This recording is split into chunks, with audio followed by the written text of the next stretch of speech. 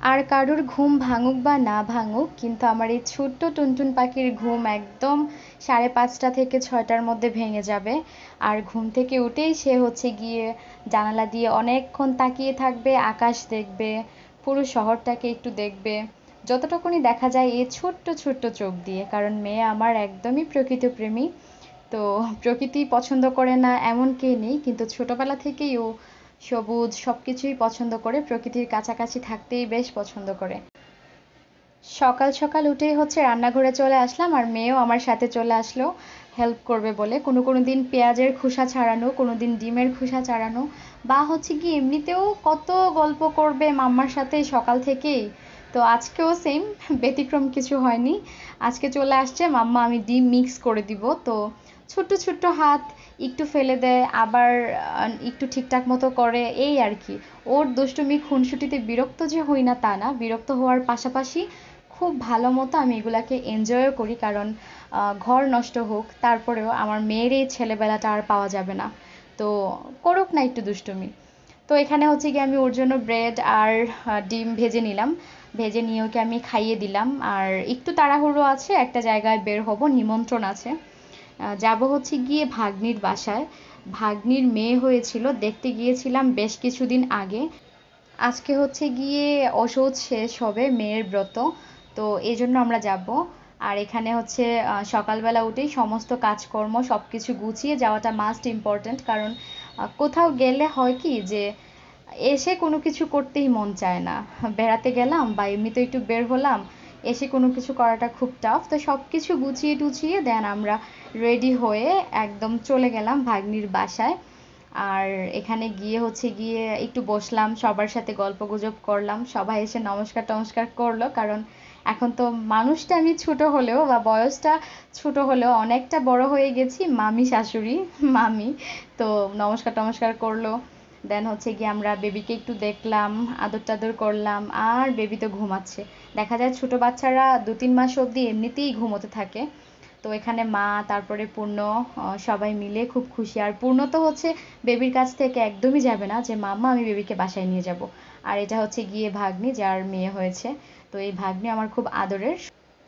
ওর সাথে বসে অনেকক্ষণ কথা টথা বললাম। দেন একটু পরেই হচ্ছে গিয়ে জুস দিয়ে গেল, জুস খেলাম। আর ঠান্ডা হলেও না, দেখা যায় যে বৃষ্টির দিনেও একটু ভেতর থেকেই মনে হয় যে উষ্ণতা ভাব, এরকম একটা ফিলিং যে বৃষ্টি হচ্ছে তারপরেও ঠান্ডা লাগছে না, এরকম একটা অবস্থা। সারাদিন ঝিরঝির করে বৃষ্টি পড়ছে। তো আমরা তার মধ্যে খাওয়া দাওয়া শেষ করে নিলাম দুপুরে। খাওয়া দাওয়া শেষ করে এখানে আমরা আড্ডা দিচ্ছিলাম। আর দেখা যায় যে বউ মানুষ যেখানেই যাই না কেন, ফোনটা ধরে ক্যামেরা করা খুবই অন্যরকম। তো যতটুকু পেরেছি ক্লিপ নিয়েছি। আর এখানে হচ্ছে জানালা দিয়ে খুব সুন্দর একটা পুকুর, খুব বড় দেখা যায়। আর এই দৃশ্যটা আমার এত ভালো লেগেছে যা বলার বাইরে। তো আমরা প্রায় বের হয়ে যাব, আমাদের সময় হয়ে গেছে। বেবিকে আরেকটু আমরা কুলে নিয়ে নিচ্ছি, দেখে নিচ্ছি। তো বেবির দাদুর কুলে তো আমরা এখানে দুষ্টামি করছিলাম, বিশেষ করে আমি, যে তোমাকে তোমার দাদু নিয়ে চলে যাক, আমার সাথে একসাথে থাকবা। তো পূর্ণতা আবার একটু আদর টাদর করে দিল। এই আর কি, সবাই মিলে গল্প গুজব করে সারাটা দিন বেশ কাটলো, অনেক জমিয়ে কাটালাম। আর মেয়ে তো আমার খুবই খুশি, বেবি নিয়েই যাবে এরকম একটা অবস্থা। আর বাচ্চার নাম হচ্ছে গিয়ে মন্দিরা। তো মেয়ে আমার একটু পরে পরেই গিয়ে বলছে মন্দিরা বেবি উঠে গেছে, মন্দিরা বেবি এটা করছে ওটা করছে। তো সব কিছুর পরে আমরা যেহেতু গেলাম, বাচ্চাকে দেখলাম, ওকে তো গিফট দেওয়াটা দরকার, তাই না? ওরও তো একটা পাওনা আছে ওর দাদুর কাছ থেকে, দিদার কাছ থেকে। তো আমরা এখানে ওকে আংটি পরিয়ে দিলাম। তো কিউট আঙুলে আংটিটা, খারাপ লাগেনি, ভালো, এই আর কি। এখানে হচ্ছে গিয়ে আমরা সব কিছু শেষ করে খাওয়া দাওয়া সবার সাথে গল্প গুজব বের হয়ে গেলাম। আর ভাগ্নির জামাই আমাদেরকে এগিয়ে দিয়ে গেল। তো চলে যাচ্ছি। আর এখানে আরেকটা ব্যাপার যেটা হচ্ছে গিয়ে আমার ভালো লাগেনি, সেটা হচ্ছে গিফট দিয়েছে শাড়ি আমাকে, প্লাস হচ্ছে গিয়ে আমার শাশুড়ি মাকে। তো ভালো লাগেনি এজন্য বললাম, গিফট পেতে কার না ভালো লাগে। কিন্তু আমার ক্ষেত্রে বিষয়টা টোটালি ডিফারেন্ট। আমাকে যদি কেউ গিফট করে, তাহলে না আমি আসলে বিষয়টা খুব ইজিলি নিতে পারি না, যতক্ষণ না পর্যন্ত যে আমাকে গিফট করলো তাকে আমি কোনো কিছু না দিই। তা আমি তো গিফট নিয়ে চলে আসলাম, নাতনির গিফট, নাতনি শাড়ি গিফট করেছে। কিন্তু আমি নাতনিকে কবে আমার বাসায় নিব, কবে বাসায় নিয়ে তাকে আমি গিফট করব, ওই চিন্তা মাথায় আমার চলছে। তো দেখা যাক, নাতনি বড় হোক, তারপরে অবশ্যই নাতনিকে বাসায় আনা হবে, আর আমি আমার সাধ্য মতো অবশ্যই চেষ্টা করব। ওই যে বললাম, আমি কোনো কিছু পাওয়ার থেকে দেওয়াটাকেই বেশি প্রাধান্য দিই, এই আর কি। তো আমরা এখানে বাসায় চলে আসলাম, আর এসে নিচে মাসিমার সাথে একটু কথাও বলে নিলাম, দেন বাসায় চলে আসলাম। এসে ফ্রেশ ট্রেশ হয়ে এখানে শাড়িটা খুললাম।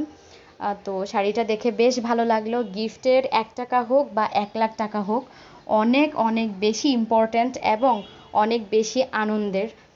তো এখানে হচ্ছে গিয়ে শাড়িটা খুলে খুলে দেখছিলাম যে না, নাতনি খুব ভালোই শাড়ি দিয়েছে এবং পছন্দ হয়েছে। তো এই তো আজকের দিনটা এভাবেই হেসে খেলে সবার সাথে সুন্দর মতো কাটালাম, আর হচ্ছে গিয়ে খুবই আনন্দ করলাম। তো আজকে এই পর্যন্তই। যে যেখান থেকে দেখছেন সবাইকে অসংখ্য ধন্যবাদ। গোটা একটা দিন আপনাদের সাথে শেয়ার করলাম। ভালো লাগলে লাইক, কমেন্ট এবং সাবস্ক্রাইব করতে একদমই ভুলবেন না।